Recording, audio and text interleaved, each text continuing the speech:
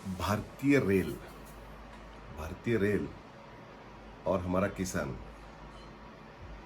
इसके बारे में मुझे थोड़ी बात करनी है। भारतीय रेल और किसान का नाता अच्छा है, लेकिन ऐसा है कि वो एक दूसरे से जुड़े नहीं हैं, क्योंकि बहुत ऐसी रेल की पटरियां हैं जो किसानों के खेतों से गुजरती हैं और रोज उसे देखते हैं। कुछ लोग उसके अंदर यातायात भी करते हैं, लेकिन ये जो चीज़ है रेलवे, भारतीय रेल, ये हमारे लिए एक लाइफलाइन, फार्मर के लिए भी बहुत अच्छी तरह से साबित हो सकती है।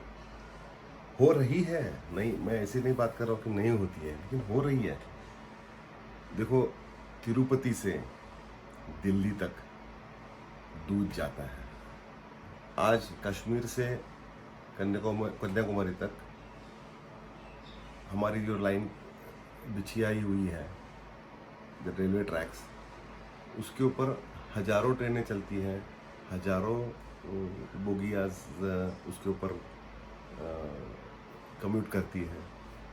उसमें अनाज जाता है, उसमें सीमेंट जाता है, उसमें दूध जाता है, उसमें बहुत सारी चीज़ें होती हैं। लेकिन इसको और अच्छी तरह से और कैसे फार्मर के लिए, किसानों के लिए ये लाइफलाइन हो जाए, इसके लिए एक थोड़े सुझाव मेरे पास है।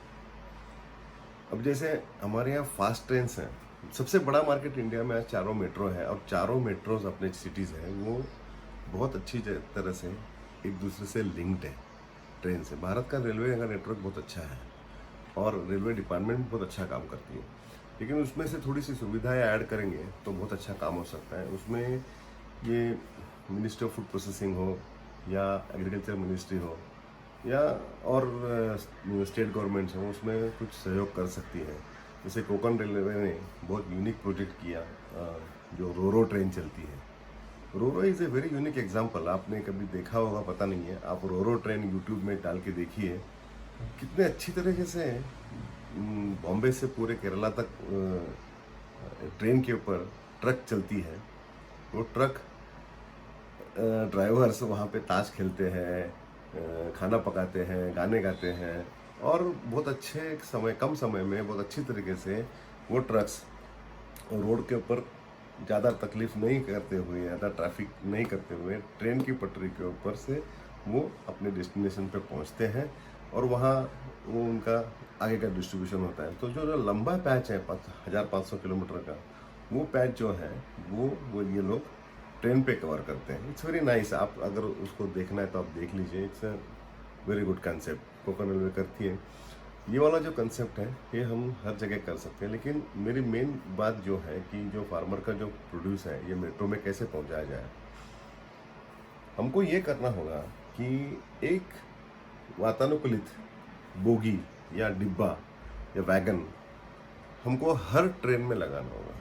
हर ट्रेन में, जैसे पोस्ट का वैन होता था, पोस्ट एक गुड्स का डब्बा होता था, जो पोस्ट का डब्बा बोलते हैं, मेल डाक की डब्बा होता था, जिसमें थोड़ा सामान भी जाता था, इमरजेंसी कुरियर, कैश जाती थी। हमने सिनेमा में बहुत बार देखा है, मतलब जो गार्ड का डब्बा होता है उसके बगल में, उसके ऊपर रॉबरी भी होती है वगैरह वगैरह, जो फिल्मी स्टाइल है। Similarly you have to have एक अच्छा सा वातानुकूलित जो चैम्बर हम लोग बना सकते हैं। उसमें से पूरी सब्जियां और जो पेरिशेबल मटेरियल है वो हर ट्रेन में, समझो 20 टन 25 टन का हर ट्रेन में हम लोग लोड कर सकते हैं। जो फार्मर उसको लाके पैक कंडीशन में लाके रखेगा, और वो पूरे देश में एक जगह से दूसरी जगह पे, हमारे यहाँ से त्रिवेंद्रम से गुवाहाटी तक जाने के लिए ट्रेन ज़्यादा से ज़्यादा फास्टेस्ट ट्रेन अगर लेंगे तो मेरे ख्याल से 3 दिन लेती है, 4 दिन लेती है। तो 4 दिन में ये प्रोड्यूस रह सकता है वातानुकूलित डिब्बों में। तो जैसे आज मैंने कभी देखा नहीं है कि कश्मीर में बनाया हुआ एप्पल वो कन्याकुमारी में ट्रेन में कभी गया है, कभी नहीं गया। मेरी केले की ट्रेन कभी देखी नहीं है। देखो, केला का मार्केट नॉर्थ इंडिया में बहुत है। केला बनता है सोलापुर डिस्ट्रिक्ट में, जलगांव डिस्ट्रिक्ट में, बरहानपुर में, और आंध्रा के कई राजमंड्री या गोदावरी डिस्ट्रिक्ट वहाँ पे बनता है। तो मैंने कभी देखा ही नहीं कि ट्रेन से ये मटेरियल जा रहा है। क्यों नहीं जा रहा ट्रेन से? इतनी सारी अपने पास ट्रेन है, ये ट्रकों में लाते हैं, ट्रकों से कहीं जाता है, फिर उसमें टाइम लगता है, ट्रक जाने के लिए इतने टोल्स हैं, टोल पे रुकती है, उसका टेम्परेचर कितना हाई हो जाता है।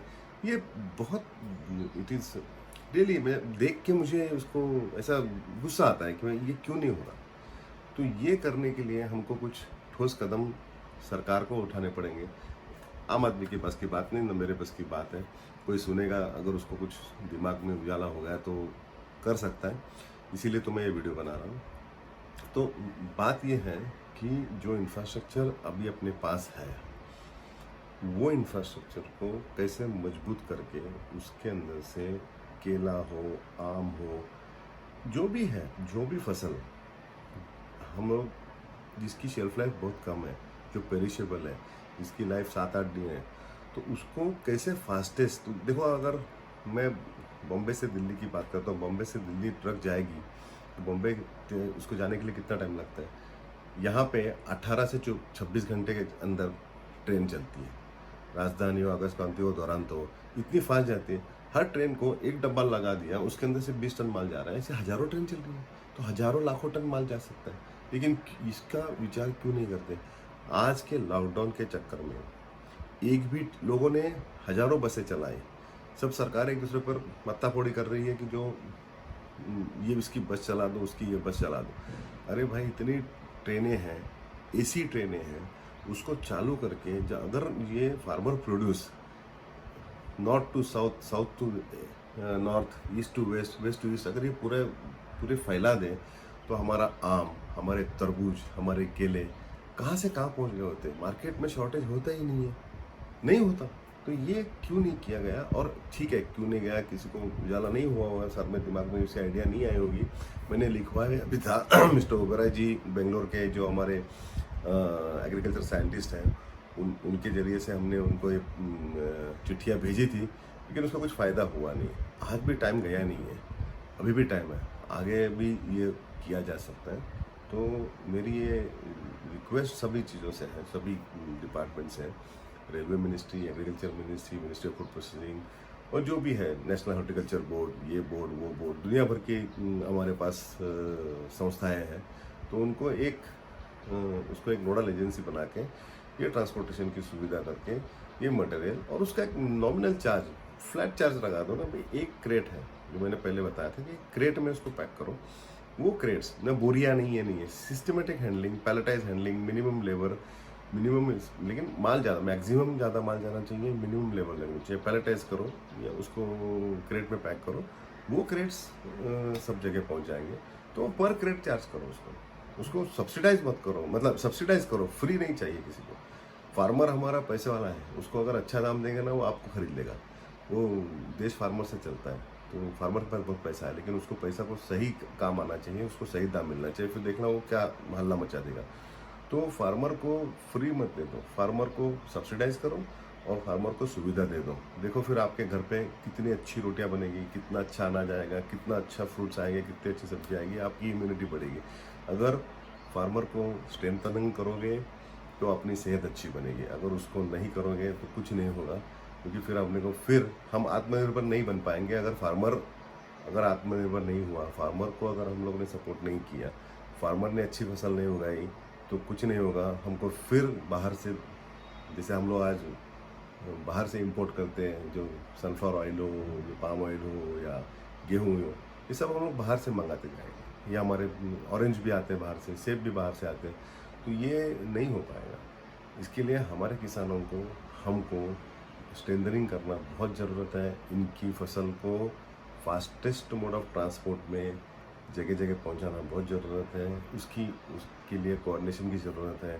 तो ये कोऑर्डिनेशन हमारे हाथ में है, लेकिन जो है उसको इस्तेमाल करने आना चाहिए। ये इस्तेमाल हम कर सकते हैं, नहीं ऐसी बात नहीं है, लेकिन उसको एक कोई एजेंसी बना के, उसको पुश करके ये किया जा सकता है। आज भी हज़ारों ट्रेनें बंद हैं, हज़ारों एयर कंडीशन ट्रेनें बंद हैं। बहुत मटेरियल, बहुत एग्रीकल्चर गुड्स यहाँ से वहाँ जा सकता है, उसका दाम अच्छा मिल सकता है। तो सोचिए क्या किया जा सकता है। और कोई इनपुट्स है तो वो भी दे सकते हैं, लेकिन गवर्नमेंट ने इसके ऊपर ध्यान देना चाहिए। ये मेरी रिक्वेस्ट है। Thank you very much.